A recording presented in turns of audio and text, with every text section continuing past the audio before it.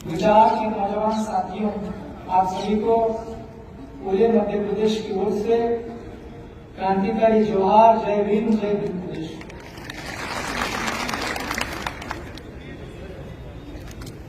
पंडित बिरसा अम्बेडकर, जयपाल सिंह हुड्डा सहित तमाम महापुरुषों को कोटि कोटि नमन। खास करके मध्य प्रदेश के आदिवासी राजा, भील राजा उदाकरणी जी को भी स्मरण और कोटि कोटि नमन।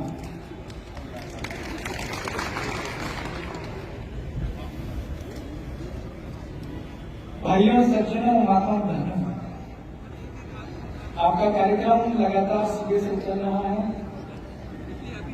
मेरे ख्याल से 90% बातें होगी, 10% बातें बची हुई। यहाँ बहुत बड़े बड़े विद्वानों को आपने सुना है। अब मैं वो विद्वान वाली सुनाने वाली बात नहीं कर, क्योंकि मैं प्रैक्टिकल का आदमी हूं। जब ये संविधान लागू नहीं है, संविधान के अंदर जो अधिकार प्रदत्त हैं आदिवासियों के, दलितों के, पिछड़ा वर्ग, अल्पसंख्यक, माइनॉरिटी, सभी के अधिकार हैं संविधान में, लागू नहीं है, मिलते नहीं है। मेरा लगभग 1 साल का अनुभव है।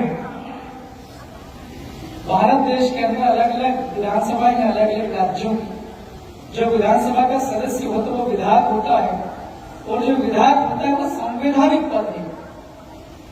अब जब हमारा पद ही संवैधानिक है तो संविधान को लागू करने की सबसे ज्यादा जिम्मेवारी हम लोगों की है। मेरा तो सिर्फ इतना सवाल है, मैं तो मेरे जिन लोगों ने मुझे चुनकर के भेजा है, मैं तो उनका धन्यवाद हमेशा करता रहता हूं, मध्य प्रदेश के सैलाना के लोगों का। लेकिन ये है कि हम लोग कितने लोगों को भेज रहे हैं सदन में। संविधान को लागू हमें करवाना है, हम संविधान को लागू करवाने के लिए कितने लोगों को भेज रहे हैं, ये इम्पोर्टेंट है। हमारे मध्य प्रदेश में 230 है विधानसभा के सदस्य।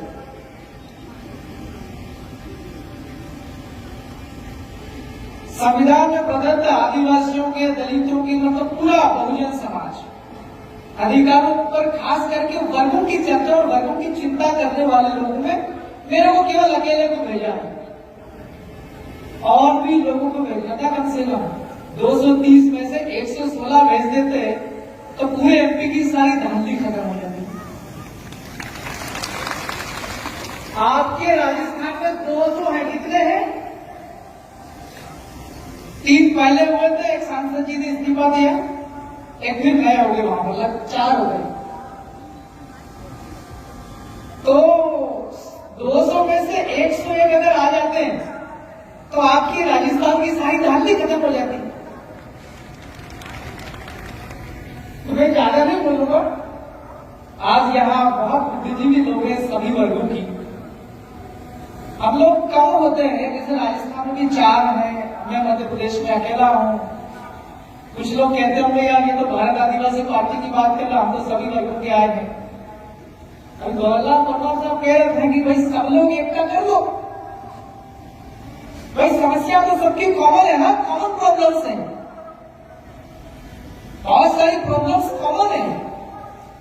आरक्षण का मसला हम लोग बहुत चिल्लाते हैं कि नौकरी नहीं निकल रही, बहुत प्रॉब्लम है। भैया नौकरियां निकलवाने के लिए क्या करना पड़ेगा? लड़ना पड़ेगा ना। तो जिस जगह लड़ने की जो जगह है, प्लेस ऑफ फाइटिंग, उस जगह पर हमारे लोग कम हैं, संख्या बढ़ानी पड़ेगी। मैं सुझाव देके जा रहा हूं। मेरे को ये जानकारी मिली थी 4-5 दिन पहले कि उदयपुर के आसपास के जो गांव हैं, खासकर के आदिवासी लोग ज्यादा रहते हैं, अन्य समाज के भी हैं, उदयपुर के आसपास के गांवों के अंदर में भूमाफिया जो होते हैं, जमीन का कारोबार करते हैं, वो लोग आदिवासियों की जमीनें छीन रहे हैं लगातार। तो मैं वो समस्या समझने के लिए आया हूं। मेरी जो भू माफिया गैंग होती है, ये भी जानकारी मिली है कि गांवों के अंदर डरा धमका कर जमीनें खरीदी जाती है। बिंदु नंबर 1 तो यह है कि आदिवासी की जमीन गैर आदिवासी नहीं खरीद सकता। यहां पर यह बड़ी समस्या है। मैं तो मध्य प्रदेश का हूं, यहां पर तो 4 हैं और भी बहुजन समाज के साथी कोई तो होंगे, वो चाहे आपका भीम आर्मी का हो, चाहे आपका मायावती जी का, सभी लोगों की ये साझा जिम्मेवारी है। हम बहुत बड़ी बड़ी बातें उठा रहे हैं। संविधान कोई छोटी मोटी चीज नहीं है। पूरी दुनिया का सबसे बड़ा अगर कोई संविधान है किसी देश का, वो भारत का है। सबसे बड़ा संविधान भारत का है। अब इतने बड़े संविधान को लागू करना कोई आसान काम नहीं है। अभी पूरे भारत में इतने राज्य हैं, देश हैं, सरकारें बनती है 5 साल में, कभी कभी लंबी चली जाती है, 10 साल तक चलती, कोई 15 साल तक चलती, कोई तो पहले आजाद हुआ था देश का 50 साल तक लगातार चली, ऐसा भी इकट्ठी राज्य में। वो लोग जो है उतना ही संविधान को लागू कर रहे हैं जितना उनको जरूरत है। मुख्यमंत्री और प्रदेश का जो मंत्रिमंडल है वो और सरकार कौन से विचार वाले दल की है, उन लोगों को फायदा करने के लिए उतना ही संविधान लागू किया जा रहा, पूरा नहीं किया जा रहा। तो पूरा लागू करने के लिए हम सभी लोगों को इकट्ठा होना पड़ेगा। इकट्ठा होकर आज तो चर्चा कर रहे हैं, लेकिन जब मौका मिलता है हमें लागू हम कर सकते हैं विधानसभा या लोकसभा जाकर के, तब भी हमें एकता का परिचय दे करके करना पड़ेगा। अभी हम लगातार देख रहे थे कि सोशल मीडिया का जमाना है, जिन लोगों को एमएलए क्या होता है वो भी नहीं पता, ऐसे लोग क्या विधानसभा जा रहे हैं। ये गलती किसकी है? उस भाई की गलती नहीं है जिसको एमएलए गया, तो उसकी कोई गलती नहीं। गलती सलोपर के लोगों की है। सलोपर के लोगों ने केवल 2-3 हजार वोटों से जिताने का कोशिश किया था। उन्होंने गड़बड़ कर दी कोशिश में, 1000-1200 से हराने का काम किया कि नहीं किया? तो हमारा एक जब ऐसा माहौल है, सफेद नीले पीले सारे कलर वाले विचार वाले अपनी एकता में जा रहे हैं, तो जब ये जिम्मेवारी आती है कि संविधान को लागू अगर करना है, हमारे हक और अधिकार को सुरक्षित करना है, हक और अधिकार नहीं मिला है, चाहे वो आरक्षण का मसला हो, चाहे जल जंगल का मसला हो, इन सभी समस्याओं का समाधान करने के लिए एक ही समाधान है। आज की तारीख में डेमोक्रेटिक संविधान की बात कर रहे हैं ना, आज संविधान का दिवस है 26 नवंबर, उसमें लिखा हुआ सारी समस्याओं का समाधान संविधान है। और संविधान के अंदर भी एक लोकतंत्र है, डेमोक्रेसी, कि लोग खुद तय करेंगे आपको कैसी सरकार चाहिए। अब्राहम लिंकन पहले बोले थे, बहुत पहले, government of people, by the people, for the people. लोग तुम्हें तय करो कैसे लोग होने चाहिए सदन के अंदर में संविधान को लागू करने वाले। तो हमारे लोगों की गलती आ रही है, इन गलती को हम लोग जब सुधार देंगे, हम एकता में हो जाएंगे। हमारी समस्याओं का समाधान कौन करेगा, ये हम अगर तय कर लेंगे, समझ लेंगे, तो हम सही आदमी भेज देंगे। तो फिर सही आदमी चला जाएगा तो सही आदमी आपका संविधान लागू करवाएगा अपना सदन में। वहां तो हम लोग गोबड़े लोग भेज ले, गोबड़े और बुकी सदन में, और जहां हम रैलियां करते बड़ी बड़ी, तो गलती हमने भी है। इन गलती का हम लोग को सुधार करना होगा। और ये समय खासकर कि बहुत कठिन समय दौर जो है, भारत के संविधान में सरकारें आएगी और जाएगी, ये भी है 5-5 साल का, लेकिन सरकार के अंदर जो लोग रहेंगे उनके विचार कैसे रहेंगे, ये भारत के संविधान में लिखा हुआ है। आपके राजस्थान में बजरलाल करके है ना, उसमें लिखा हुआ भारत के संविधान में कि बजरलाल को शपथ लेनी है अनुच्छेद 188 के तहत। शपथ में लिखा हुआ ईमानदारी के साथ लोगों की सेवा करना, उसका आप निचोड़ समझेंगे तो। लेकिन क्या ये ईमानदारी के साथ करते हैं, जनहित में काम करते हैं क्या? ये पूरी बेईमानी के साथ प्रदेश को चला रहे हैं। आज की तारीख में आप बात करो, संविधान में लिखा हुआ है, चाहे मुख्यमंत्री हो, चाहे विधायक हो, चाहे कोई आम आदमी हो, चाहे सरपंच हो, चाहे देश का प्रधानमंत्री हो, चाहे राष्ट्रपति हो, वो शपथ लेने के बाद उसके मन में विचार कैसे आने चाहिए, ये भारत का संविधान बताता है। समाज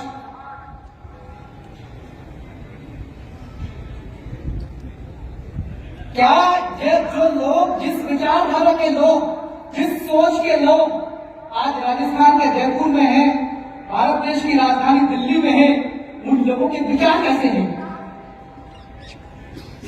ये आपको समझना पड़ेगा। सरकार को वो लोग चला रहे हैं खास करके जिनका संविधान से कोई मतलब नहीं है। आप लोगों का बताओ, आपका मतलब है कि नहीं संविधान से? आप खड़े करो, संविधान का मतलब है? आप नीचे करो, जरा विचार करो, आपका संविधान के साथ क्या रिश्ता है, क्या लेना देना आपका संविधान से?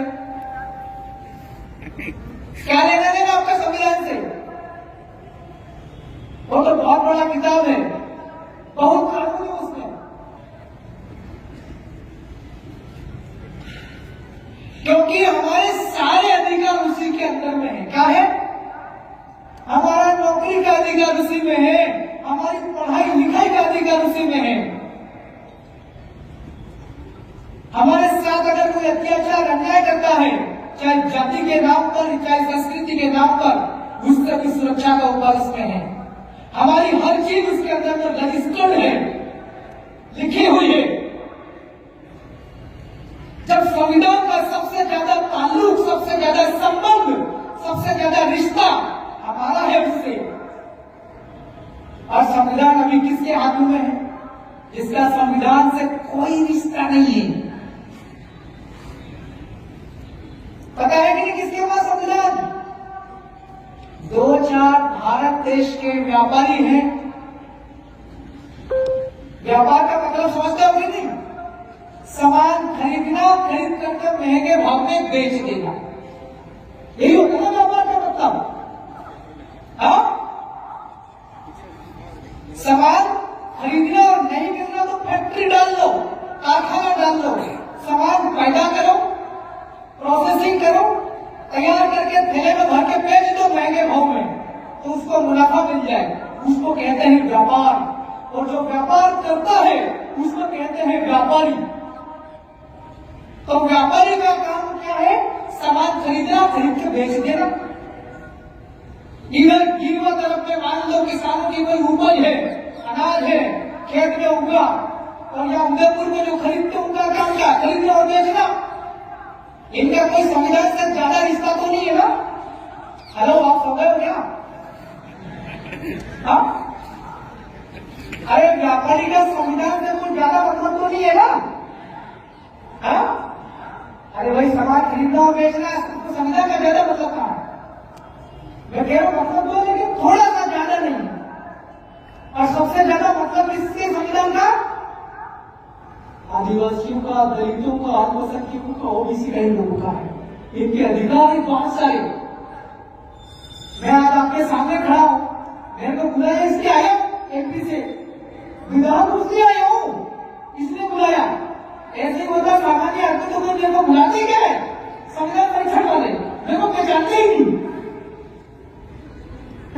साधारण लोग हैं एमपी में मेरे जैसे ही, लेकिन मैं बुलाया तो इसलिए बुलाया।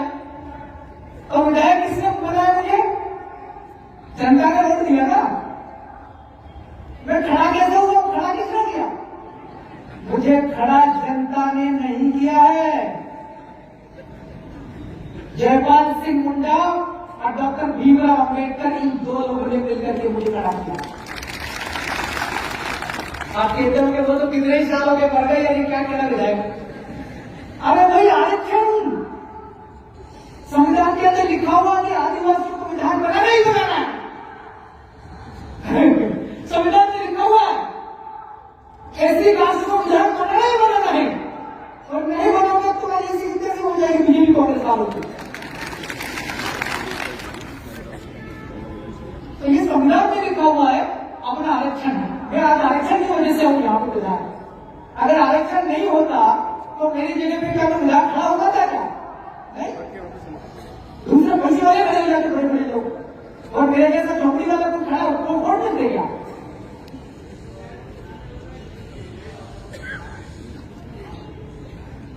तो भाई लोगों, मेरा ये कहना है, मैं ये चाहते समझाना चाह रहा हूं, सब मेरी बात खत्म हो गई लगभग।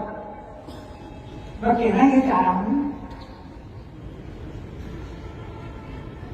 कि हम लोगों का वास्ता सबसे ज्यादा संविधान से है, सबसे ज्यादा संबंध हमारा इस संविधान के साथ है। और संविधान अभी है किसके हाथ में?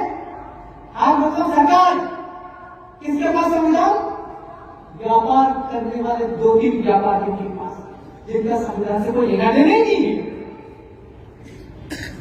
मैं इशारा कर रहा हूं, बोलो समझ आ रही कि नहीं आ रही? गुजरात का गौतम अडानी,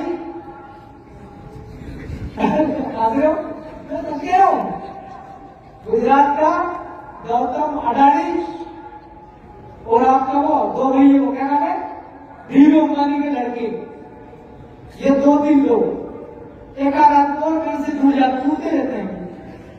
ये जैसा बोलेंगे वैसा ही दिल्ली के लोग करते हैं, और ये जयपुर का भजनलाल करता है।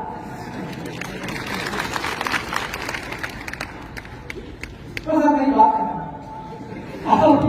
अब ये आपको तय करना है कि आपको सदनों के अंदर, चाहे लोकसभा हो, चाहे विधानसभा हो, चाहे ग्राम पंचायत हो, चाहे आपका उदयपुर का नगर निगम हो, है ना, आपको यहां पर कैसे लोग भेजना आपको।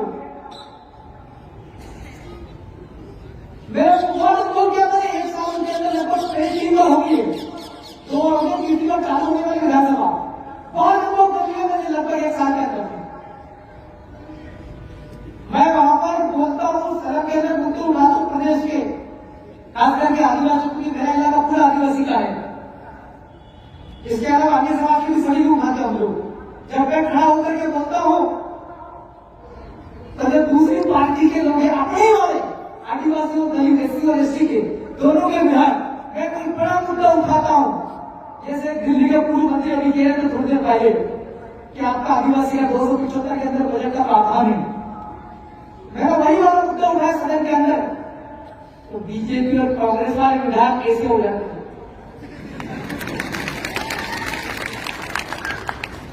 आपके राजस्थान के अंदर मैंने वीडियो देखे हैं कि विधानसभा के अंदर कौन कौन क्या क्या बोले। हमारे 2-3 विधायक ये भी बोले हैं। जब ये बोलते हैं तो दूसरी पार्टी के लोग जीत जीत के विधायक अपने वाले आदिवासी और हरिजन के लोग, दलित समाज के लोग, एससी वर्ग के लोग क्या करते पता है? जब भी आदिवासी, दलित, अल्पसंख्यक मुद्दों, जो बहुजन समाज के मुद्दों की बात होगी सदन के अंदर, हमारे लोग उठाते राजस्थान की विधानसभा में, तो यहाँ के जो आरक्षित वर्ग के जो विधायक है वो ऐसे कर लेते हैं।